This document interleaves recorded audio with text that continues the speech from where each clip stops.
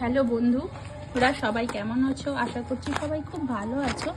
আমি একটা আরি এমব্রয়ডারির জিনিস ফ্লিপকার্ট থেকে নিয়েছি, সেটাই তোমাদের আজকে দেখাবো। আমি এটা খুলে নিই, তারপর তোমাদের দেখাবো। ঠিক আছে, এটা কি কাজে লাগে, এটা কি জিনিস?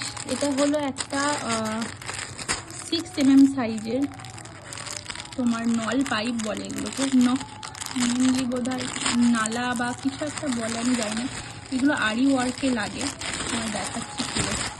এটা আমি গোল্ডেন, আমি একটা শাড়ি তৈরি করব, সেই শাড়ির জন্যে এই জিনিসগুলো নিয়েছি আমি।